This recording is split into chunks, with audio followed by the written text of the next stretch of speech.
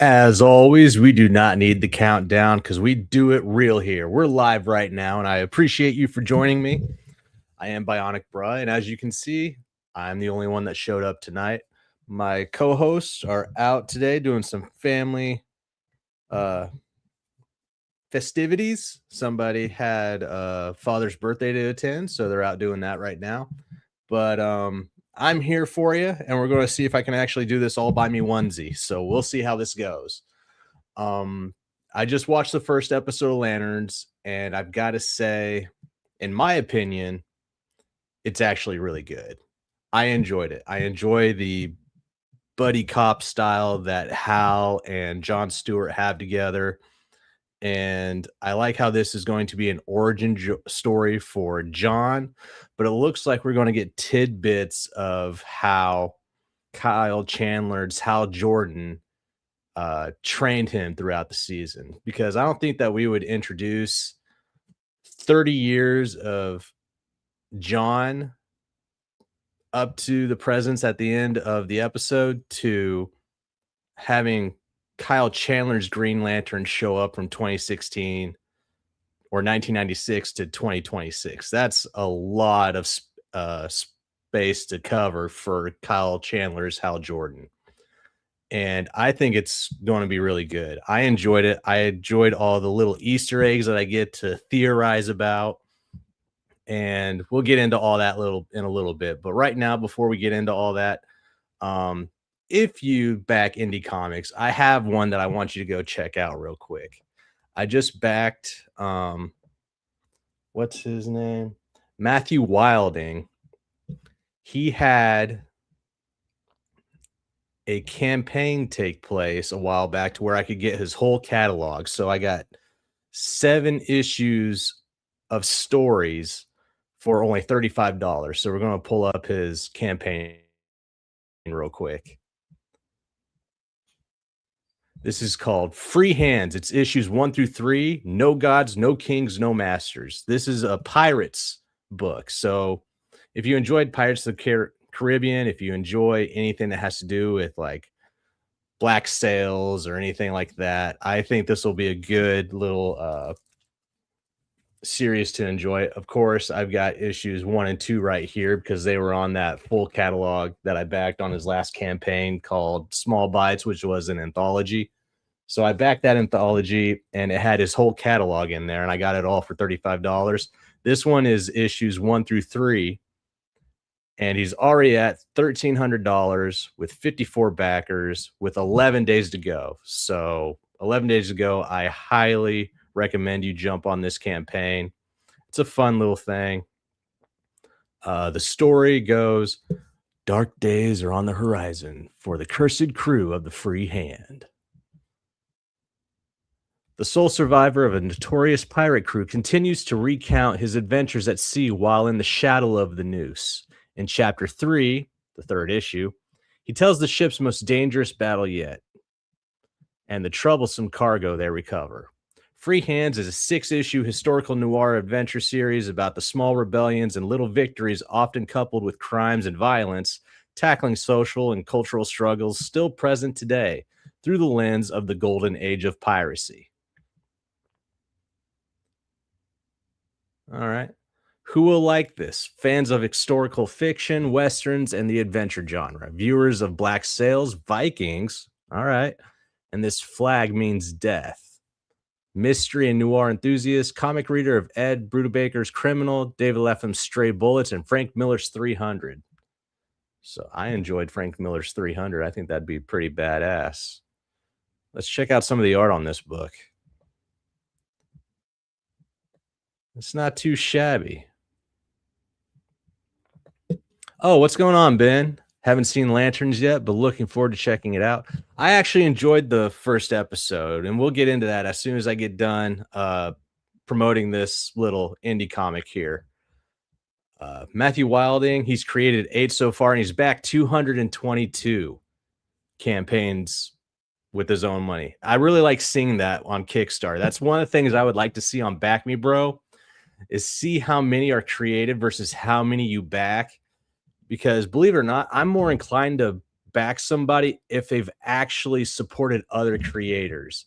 If I see somebody that's created like Matthew Wilding here, 8 different campaigns, but hasn't backed a one, I'm more than likely not going to back you because I feel like you're only here for yourself and not really trying to be part of something greater where all of us are collectively trying to get there together.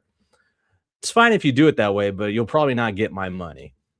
But anyway, 222 back. That's insane. But this is Free Hands. This is a pirate book. This is the 3rd issue.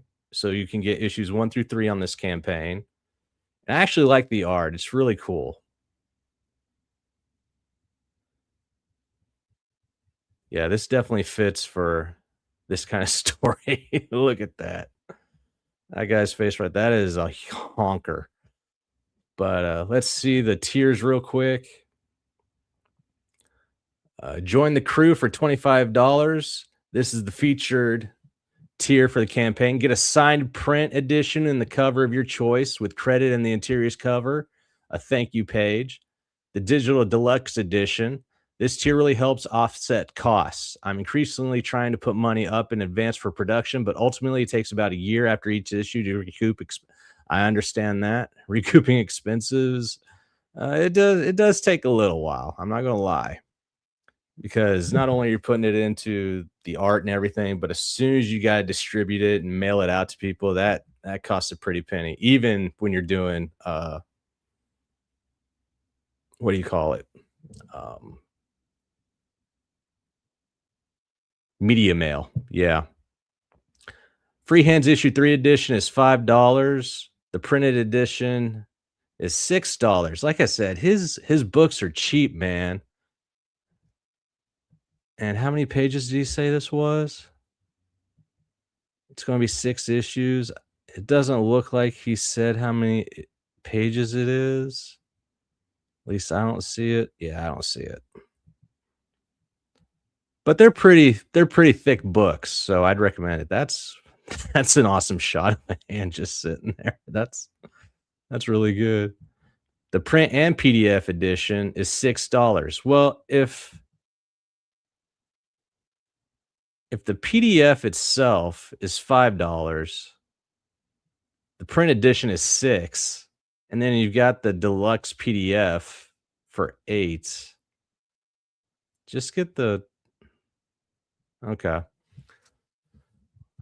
Free Hands issue 3 limited Fellhound cover is $10. Okay.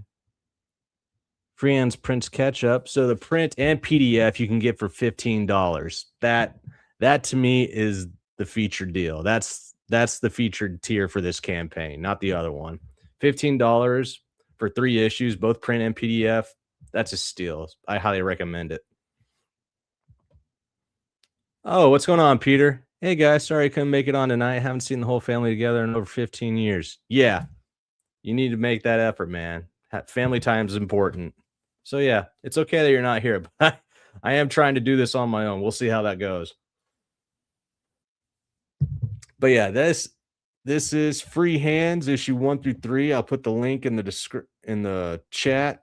Let you guys check it out on your own time.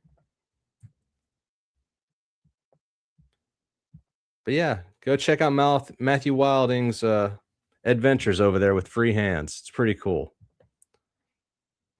What's one more night, Peter? Get in here. Right? But anyway, that was Free Hands. And now we're going to get back to the show Lanterns.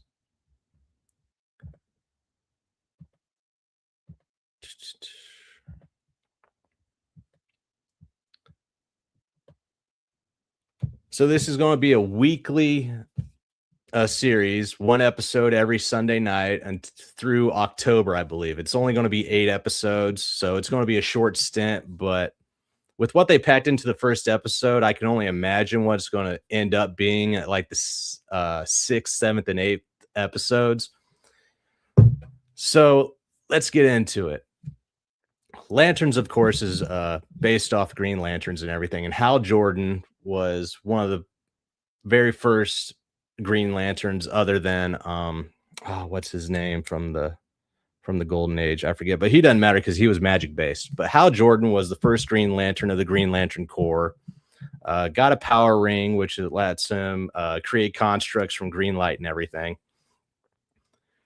And then in the 70s, because there's always something that has to do with race, bait, and all that stuff, and almost every decade, and the 70s was part of it. So who was it? Neil Adams and Dennis O'Neil decided to create John Stewart, Black Green Lantern, because they needed more representation in the 70s, and apparently we still need it now in the late 2020s. But what's different about John Stewart back when he was first created is that he wasn't a Marine. He was a college graduate and an architect. That was it. But he was more of the anti-authority style because he was more Black Panther-esque, not the comic, but the movement from back then. And so he was very anti-authority, very much had the, fro and everything. And it was of its time. So when he became very popular in the 80s, Jeff Johns grabbed him and immediately for the comics, not only, but also Justice League, the animated show, he made John Stewart into a Marine. And John Stewart was my first introduction to him, was the Justice League show. And I really enjoyed him there. I thought he was pretty much a stale, monotone, tight ass. And I'm not going to lie, Aaron Pierre kind of fits that for me. The guy that's playing John Stewart in the show, I think he did really well there. But I like how they play off of each other. Kyle Chandler and Aaron Pierre really have a good chemistry as Hal Jordan and John Stewart. What's going on, Mo Biggs? What did you just put down in here?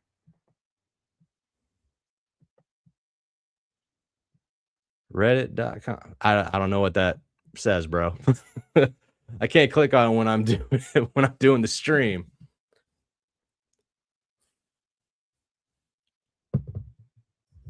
But Lanterns is an origin story for John Stewart, because we start off in 1996 when John Stewart's just a boy and he's watching the TV late at night with his brothers, and Hal Jordan, Kyle Chandler, is on the television doing an interview as a Green Lantern, being the first Green Lantern for Earth and everything. And they really play up this tagline of "Are you afraid?" And even though it's all right for how a Green Lantern does it, it's not really something that I would hear a army brat hear from his father, especially with a gun pointed at him back behind the shed. That was a really weird take on how to introduce that and keep that theme going. I didn't agree with it. I thought it was stupid. Even some of my friends that are vets, when they watch the show, because I've been talking about it to them, like, yeah, that was kind of dumb. Oh, it's some 70s Green Lantern. Oh, that's the link that you posted. Okay, cool. One of the most cringe pages in comic history until All New, All Different Marvel came out. All right, that's fair enough. I've not read any. I take that back. I've read one Marvel book, and that was Hawkeye. And take it or leave it. He ran into the Russians like he did in the TV show and everything, but it was a little bit different. Kate Bishop was part of it in that story too, but that was the only thing I've read Marvel so far, which is really bad because I have the Ultimate Spider-Man Omnibus over there still unopened that I need to attend to. But anyway, yeah, at the beginning of the story, he's watching Hal Jordan on the show, and the whole theme is "Are you afraid?" And if you watch the Lanterns intro, kind of like the Marvel title card and everything, the Lanterns title card, when it appears on the show, when it fades in, it doesn't start off as green. It starts off as yellow, and then blends into the green. So I'm wondering if that's like a hint at either not only Sinestro, of course, because Sinestro, if you hear about a Green Lantern, you're going to be seeing Sinestro. It's just synonymous with it at this point. But when the yellow fades into the green, I almost wondered, I was like, does that mean like something's inside Jordan that accounts for the fear? Is that going to be like a moment for Parallax? Is it just going to be Sinestro? And then, of course, the mention of a war from the alien at the end during the interrogation scene, but that all comes down later. But anyway, uh, Hal Jordan is training John Stewart. At this point, they've known each other for about 2 months now, and they have really good banter. It's the weathered, cop who's been on the job for however long he's been, since John's been in diapers or whatever. And John's the new recruit. He's the rookie, the greenhorn. And you can really tell that they have this dynamic down, but I love how they still feel like Hal Jordan and John Stewart from not only the shows but the comics. John's really more monotone. He's very direct. He doesn't seem like he really does jokes or anything. Kind of like how I was introduced to John Stewart in Justice League, the animated show, and Hal Jordan. This is the one that gets beats up in the New 52 animated movies. You know how he says Green Lantern's got this, runs out to the parademons, gets knocked out by Darkseid, and then just gets pummeled. That is this Hal Jordan. That is exactly how I see Kyle Chandler's Hal Jordan getting treated for a second. But anyway, he's training him and talking to him about the ring, but he hasn't really explained much to him as he's trained him in the last 2 months. Of course, he's taught him, this is how you uh, con, uh, how you make your how you make the ring, like do the powers and making the constructs and whatnot. But he hasn't really explained everything in length. But it's only been 2 months, so how much can you really do without actually being in the field like anybody who's, you know, a fucking beat cop, basically? But I really enjoy it. So it gets set up to where something happens in Rushville, Nebraska. And what happens is that Hal Jordan flies off and leaves John wherever they are, somewhere in California, and flies all the way over to Nebraska. So John has to take a 6-hour flight to get out there. And Hal's just sitting on a bench at a football field because some people who were part of the opposing team during a football game were shot. There was a mass shooting at a college or a high school football game. And there's this one individual who's been hanging out the whole time. And both Hal and the chief noticed that he threw off his the opposing team's jersey and is just hanging out in a t-shirt and everything. So Hal and him are watching that for a little bit. John gets a little, full of himself, prideful, evil, even, and goes out and starts talking to the chief about this individual who's just been hanging out, not really talking to anybody. And so while he's talking to the chief about that, who already knew about it, the individual suddenly notices that he's being noticed, and then there goes the chase. The chase begins. Who's Ryder Buzz? What's going on, Buzz? I don't know if I've seen that name up in here before. I've seen Buzz Acevedo. I don't know if you've taken on a different name or not, or if you're a newcomer, but welcome to the show. Nothing screams Green Lantern like mass shootings. Well, you got to throw something in there, to be part of the times, I guess. But it's rural Nebraska, and as they said in the show, everybody carries. So if something goes wrong, it's I mean, we've seen things happen at the World Cup and stuff like that, so it's not too far fetched for it to happen. Oh, that is you. What's going on, man? It's been a while since I've seen you about around here. Where is it? The eight is it the Ace 4 we're waiting on from you? It was the Ace that you wrote, right? Because I'm waiting on issue 4. I got the first 3 issues from you. But let's get into it.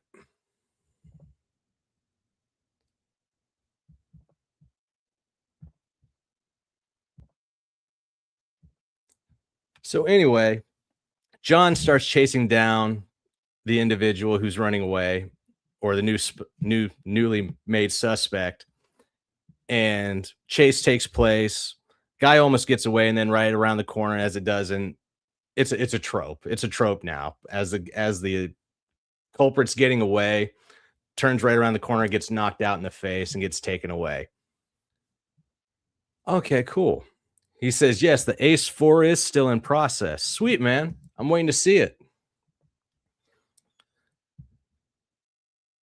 And then as he's caught and taken away by the sheriff and everything, going to jail, Hal Jordan, of course, says he needs to interrogate him, but because this isn't an intergalactic jurisdiction, he's got no say in what goes on. So what's his brilliant idea? Goes into the bar, decides to set it up to piss off some rednecks and get in a fight with them, so he gets carried off to jail to interrogate him while he's inside. Doesn't really work out that way, but somehow still ends up being able. Oh, this is right. So it doesn't work out for him that way. He gets treated like any other individual that gets into a bar fight. The judge declares him guilty, wants to send him in jail and everything, gives him a bail of like $100,000. And then this caretaker of the home of the caretaker's boss decides to bail out Hal Jordan.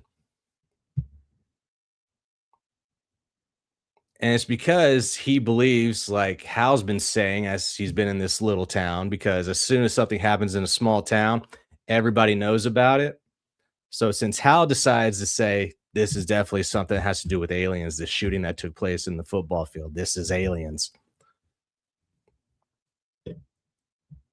And the sheriff doesn't believe him or anything, but the caretaker of this boss's house does believe it and bails him out. And then offers to accommodate Hal and John with dinner and hanging out for a little bit on the ranch and whatnot. And you start seeing little things take place. Like there are people out at the shooting range. There's a lot of individuals with AR-15s, which most of the people that talk about AR-15s don't know the difference between a semi-automatic and automatic, or, just a fucking single shot. So I don't, anybody that says anything about AR-15, just ask them if it's a semi-automatic or an automatic. You don't know if they'll know what they're talking about.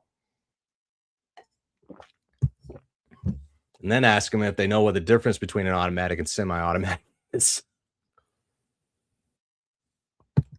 But anyway, so they're hanging out at the house and everything, and then lo and behold, the woman that John Stewart decided to screw out in the truck at the bar is the dude's wife. The dude that bailed Hal out of jail is the dude's wife. So everybody's talking about, oh, they cucked another white guy or whatever. It's like, yeah, let's look past it. How's the story going so far? And so far, I really enjoy it. And anyway, so the guy believes that there's something going on with aliens coming onto Earth and everything. They talk about colonization and war and stuff like that. It's just mumbo jumbo. And then continues and they leave. Well, the caretaker of the house has made it to where he cooked it up to where Hal can go interrogate the individual that he thinks is an alien. And the interrogation scene was a fun scene. It's like any other scene, but because it's Green Lantern, I get more invested because it's comic book based and everything, or inspired or whatnot. So I get more invested than I do in just seeing it like a regular True Detective.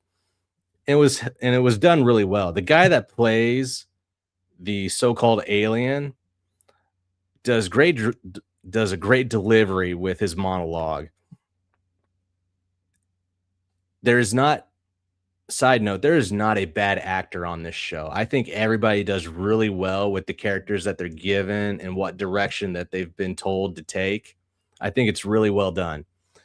And anyway, so during the interrogation scene, Hal's asking him all these questions of like, "Hey, you're here in Rushville, Nebraska. Like, who won the Eisman Trophy? Who's got the longest, passing touchdown or whatever?" Basic things that, trying to see if he's an alien or actually somebody from around the area. And he's answering them all correctly and everything. And then he starts asking him about Harry Potter. Like, where did Harry Potter go to school? And the guy can't answer it. And Hal's really taken aback by that because everybody should know where Harry Potter went to school. It was this huge thing that took place in the early 2000s, Harry Potter. And if you know anything Harry Potter, you know about Hogwarts or you know about his two friends. So it should be obvious, but even to somebody that age in 2016, you've heard of Harry Potter and Hogwarts. I don't care who you are. I don't care if you're a truck driver 24/7, you hear about it. And because you couldn't answer these things about Harry Potter or have anything more descriptive to say about Barack Obama being from rural Nebraska, Hal's like, yeah, this dude's an alien because he only has the basics down. He doesn't have anything in depth to say about it. And the guy's like, all right, hypothetically, if you got me, why do you think I'm hiding? Why do you think I don't want to be found? And this whole back and forth takes place where he talks about a war might be coming or might not be coming that he's helping take part in. And so, because he doesn't want to give up any more information, he sets off a bomb that's been implanted inside of his brain. And before he can basically take out the whole city, of course, Hal Jordan takes his ring and makes a big bubble around him and confines the explosion to just one little area of the holding chamber. And all that was really cool. It really set it all up to see what happens and where this is going for the rest of the season. And I really enjoyed it. But afterwards, it now becomes all about John Stewart and learning his place or becoming a Green Lantern. And now instead of doing the buddy cop thing with Kyle Chandler's Hal Jordan, in physical form, he's going to be doing it through the construct of the ring, like the AI memory from the ring that Hal Jordan put in it. And so I think it's going to be all right. I think it's going to be cool. But it really got me thinking of what's going to be taking place after episode 1, because this origin story for episode 1, where Hal Jordan's mentioned, he's even part of it for the first episode, where John Stewart, it's supposed to be his origin story, apparently, because we are focused on him just as much as Hal Jordan. We're focused on John Stewart as much as we are Hal Jordan throughout the first episode. And then at the end of the first episode, we're shown Hal Jordan dead at the same football field 10 years later in 2026, where most of this episode took place in 2016. But at the end, 10 years passed. We're in 2026. John Stewart grew out his goatee. He looks a little bit older. And then out on the field, there's a bullet hole in Hal Jordan's head. So somebody murdered Hal, and his ring's not on his body. So somebody either took the Green Lantern ring or it went out to find another host, or something happened, but that's where it ends. So now we know that this is going to be all about John trying to figure out what's going on now. John's going to figure out what's going on with the aliens. John's got to figure out who murdered Hal Jordan. John's got to figure out where the ring went. So he's got 3 different plots he's got to go through. And he's got to do it with the help of female chief. He's probably going to get help from the old lady that he screwed at the bar because, so it seems like he's only going to be helped out by women the rest of the series, maybe. Because I didn't see Hal and Kyle make any other friends other than those 2 female. Well, I take that back. The chief's husband, the lawyer, a dude from Parenthood. I remember because I watched Parenthood with Megan. But yeah, so we're going to get a little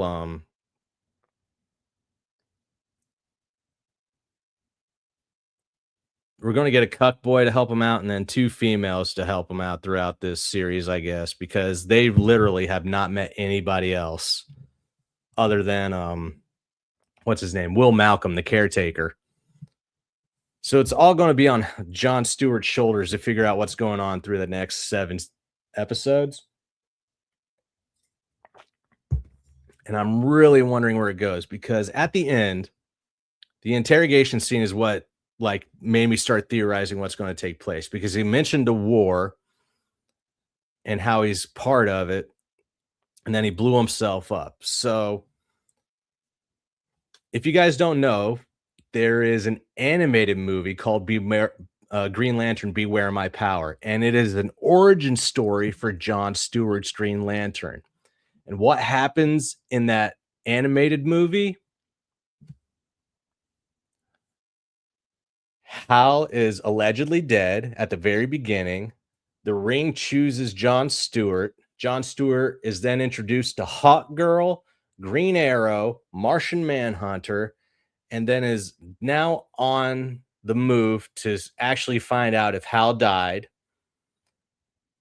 Not only that, Sinestro makes an appearance because he's convoluted a war to go on between the Ron and Thanagarians.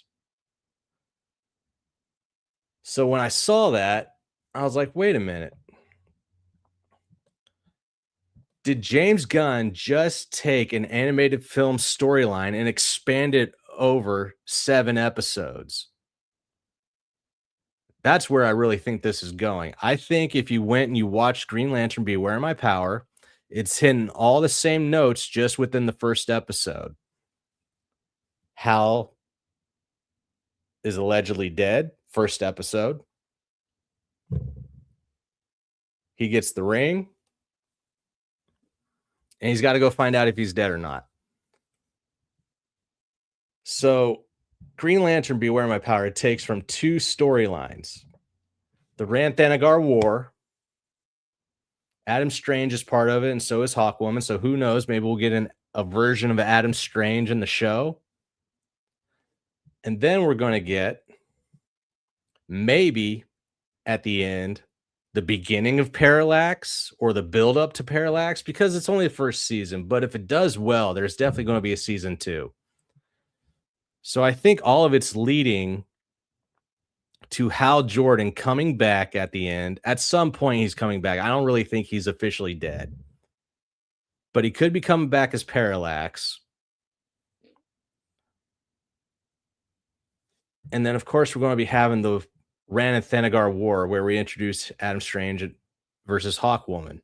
I think all of that was allowed to be theorized within that first episode.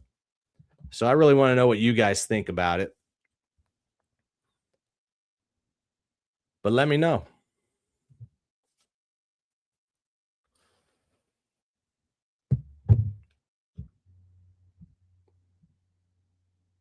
Ugh.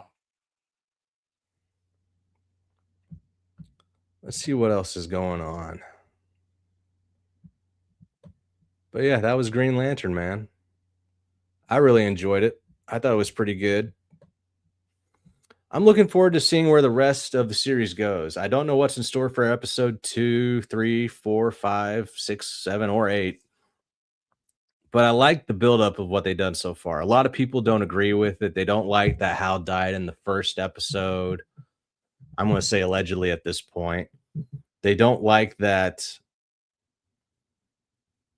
he's being replaced immediately by John Stewart right out the gate, which honestly, within the storyline, Hal Jordan's been a Green Lantern from 96 to 2026.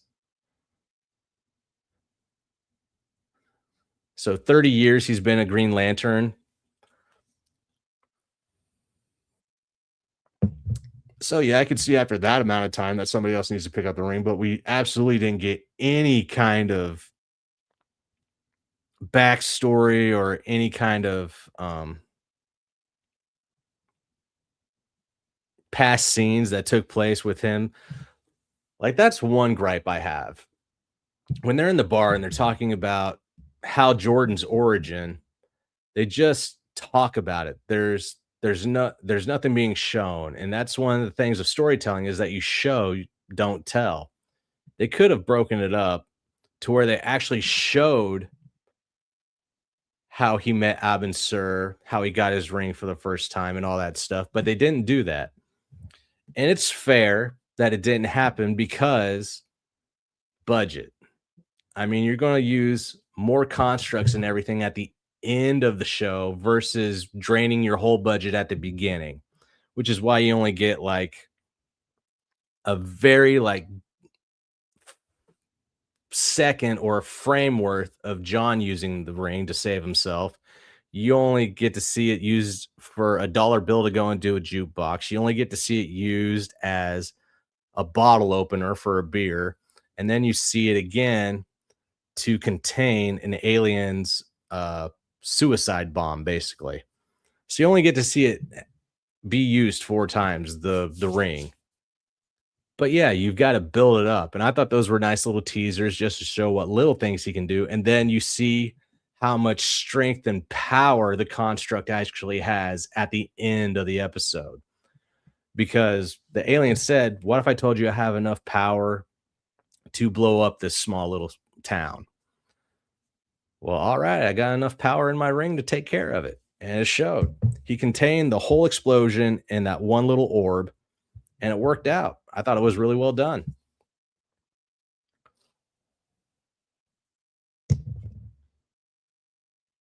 But yeah, I'm looking forward to episode 2. As I said, I really enjoyed Kyle Chandler as uh Hal Jordan, and I really enjoyed Aaron Pierre as John Stewart. And I'm looking forward to where this is going. So don't worry about what all the naysayers say about the first episode. Everybody bitching and complaining about it. It's being done as a true detective style thing, which is fine because as we've seen, they are the Green Lantern Corps is a mixture of like the Marine Corps and space cops, which is what they're basically saying throughout the whole show. You guys are just space cops. Well, what happens in cop shows? There's a crime to be solved. There's detective work to be done, and a lot of he said, she said that has to be, deduced and figured out to find out who's telling the truth and who isn't. So I have no problem with the way this show is taking place. I think it's going to be really fun. I think it has been fun, and so I can't wait to see where it goes from here. But that's all I got to say about Green Lantern.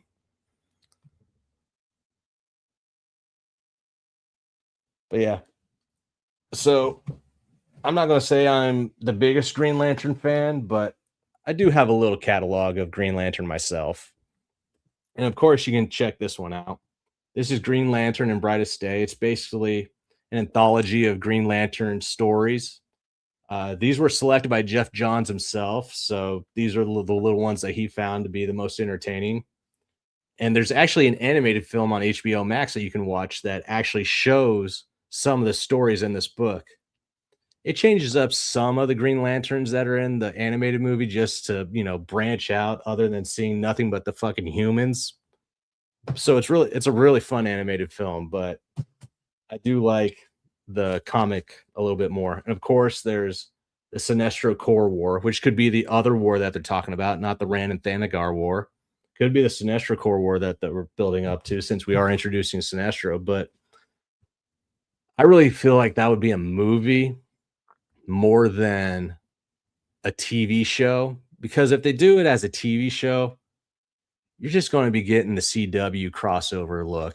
You're going to get a cheap look. It's going to be Civil War at the airplane hangar, or it's going to be Lucifer at the football field, or it's going to be, well, kind of like the CW's crossovers where it took place in a hangar bay and stuff like that. So you don't want it done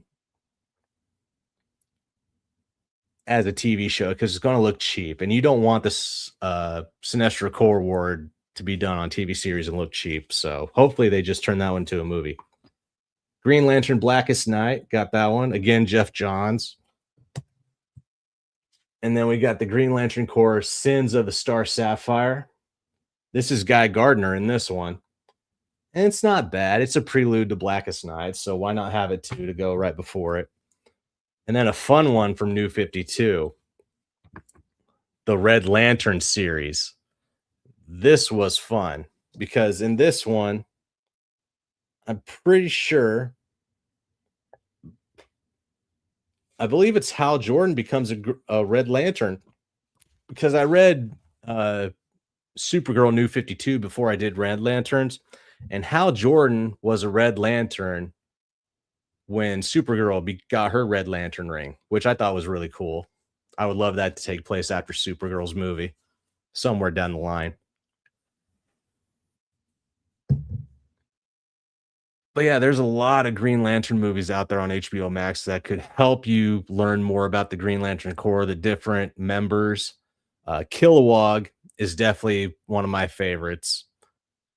And of course, you should know Kilowog if you're a Green Lantern fan at this point. But I would like to see more lanterns come in. I like to see the whole spectrum of lanterns come in at some point, not just for Blackest Night, but just like little side pieces or spin-offs from the Lantern series are included in later series or in later seasons. I think it'd be really fun. Of course, we're going to get the Yellow Lanterns because that's the opposing uh core of the Green Lanterns. Like, fear and willpower always, duke it out. So of course we're going to be seeing that take place. But yeah, on HBO Max, I highly believe that the Green Lantern Beware My Power movie was the base for this TV series. So go check it out. It's a nice little one. Somebody said that movie was just like a steal of Kyle Rayner's origin, which I don't know. I haven't read any Kyle Rayner.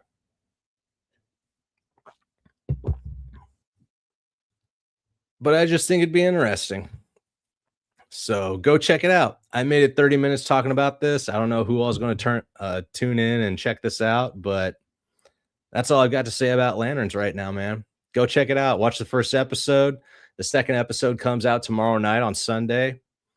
And hopefully my two co-hosts will be back to make it more entertaining for you next time when we talk about episode 1 and 2. So that's my Saturday night, man. Check you later. Get out.